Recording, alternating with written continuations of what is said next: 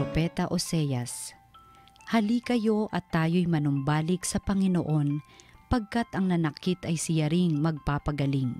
Siya ang nanugat, kaya siya rin ang gagamot. Sa loob ng 2 araw ay mapalalakas niya tayo uli, at sa 3 araw, tayo'y kanyang ibabangon, upang mamuhay sa kanyang pagtangkilik.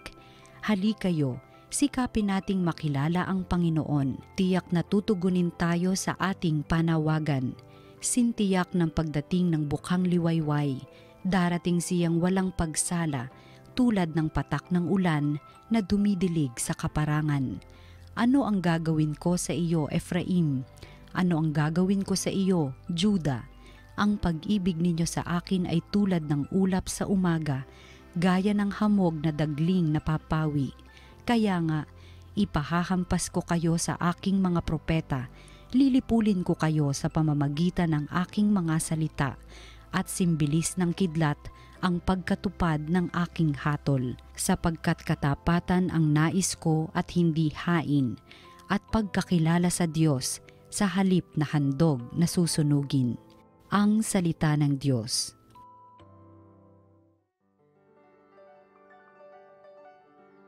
Katapatan ang naisin kalakip ng paghahain. Ako'y kaawaan o mahal kong Diyos, sang-ayon sa iyong kagandahang loob. Mga kasalanan ko'y iyong pawiin, ayon din sa iyong pag-ibig sa akin. Linisin mo sana ang aking karumhan, at ipatawad mo yaring kasalanan. Katapatan ang naisin kalakip ng paghahain. Hindi mo na nais ang mga panghandog, sa haing sinunog di ka nalulugod. Ang handog ko, O Diyos, na karapat-dapat, ay ang pakumbabat pusong mapagtapat. Katapatan ang naisin kalakip ng paghahain.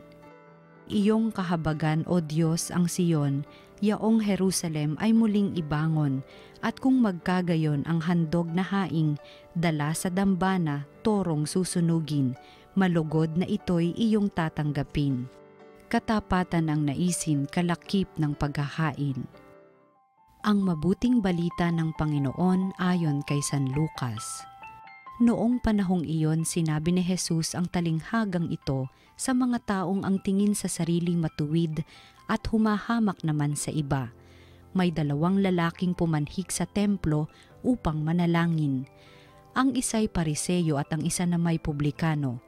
Tumindig ang Pariseyo at pabulong na nanalangin ng ganito, O Diyos, nagpapasalamat ako sa iyo pagkat hindi ako katulad ng iba, mga magnanakaw, mga magdaraya, mga mangangalunya. O kaya'y katulad ng publikanong ito, makalawa akong nag-aayuno sa loob ng 1 linggo, nagbibigay ako ng 10 ng lahat kong kinikita. Samantala, ang publikano'y nakatayo sa malayo, hindi man lamang makatingin sa langit, kundi dinadagukan ang kanyang dibdib at sinasabi, O Diyos, mahabag po kayo sa akin na isang makasalanan. Sinasabi ko sa inyo, ang lalaking ito'y umuwing kinalulugdan ng Diyos, ngunit hindi ang isa, sapagkat ang sinumang nagpapakataas ay ibababa, at ang nagpapakababa ay itataas. Ang mabuting balita ng Panginoon. Pinupuri ka namin, Panginoong Hesukristo. Magandang araw po sa inyong lahat. Ating pagnilayan ang salita ng Diyos, salita ng buhay. May nakilala akong OFW na nakaangat na sa buhay nung nagtrabaho sa ibang bansa at ngayon ay kumikita na ng malaki. Isang beses pag-uwi niya sa Maynila para magbakasyon, nahalata ng kanyang pamilya na inuutos-utusan na niya ang kanyang mga kapatid. At tuwing kinakausap siya ng kanyang mga magulang, napagtataasan niya ng boses ang mga ito. Kaya hindi na makatiis ang kanyang mga magulang at sinabi sa kanya, Aba, nagtatrabaho ka lang sa abroad, akala mo na kung sino ka. Ang laki na ng ulo mo, ha? Oo, nagpapadala ka ng pera sa amin ngayon, pero huwag mong kakalimutan kung sino ang nagsuporta sa iyo para marating mo kung saan ka ngayon. Anak, huwag kang mayabang. At napayuko ang anak sa kahihiyan. Alam niyo po, minsan tayo rin, nagiging mayabang tayo sa harap ng Diyos.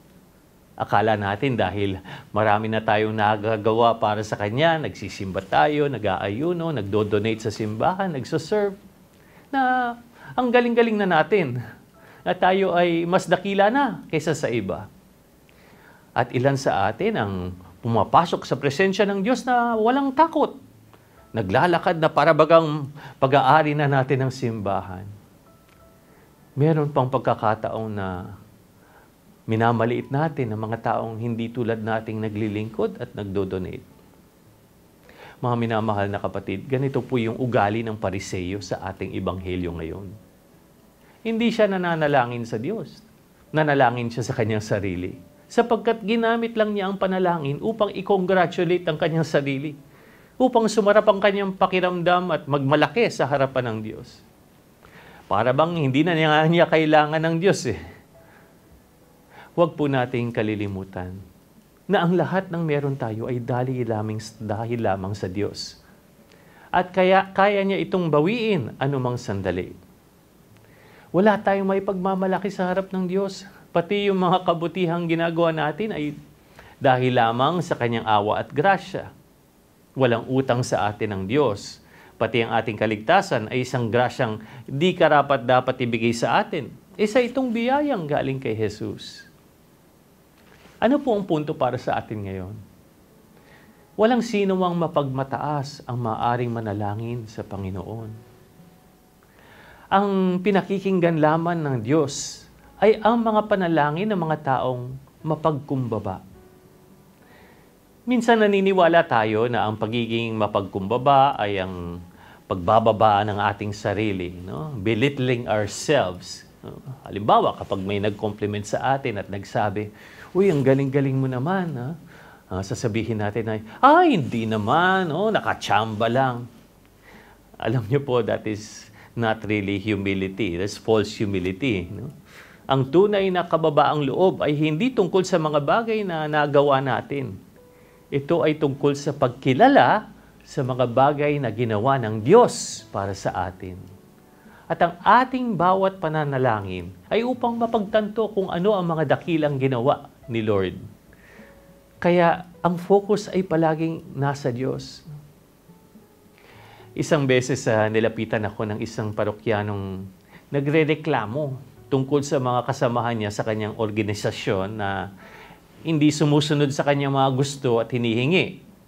Sabi niya sa akin, "Alam mo, Padre, sa probinsya ko, kilalang kilala ako ng mga obispo, pari at madre. Nagkakandara pa sila sa akin at nakakapasok pa ako doon sa loob ng mga kumbento dahil ako nagpapagawa ng kanilang simbahan. Dito, marami na akong napagawa sa parokya pero hindi nila ako pinapakinggan. Sila ba? Ano ang kanilang nagawa?" Nakakalungkot po kapag ang pinagmamalaki natin ang mga bagay na ginagawa natin para sa Diyos at ginagamit ito upang iangat ang ating sarili sa halip na gawin ang mga bagay na ito ng may pagpapakumbaba at pasasalamat dahil lahat ng meron tayo ay bigay lamang sa atin ng Diyos. Mga minamahal na kapatid, sa presensya ng kadakilaan, hindi natin maiiwasang manliit. Kapag kaharap na natin ang Diyos, marahil ay dapat siguro nating subukang tumayo ng malayo. Hindi man lamang makatingin sa langit, ngunit dagukan ng ating dibdib at sabihin, "Mahabag po kayo sa akin na isang makasalanan."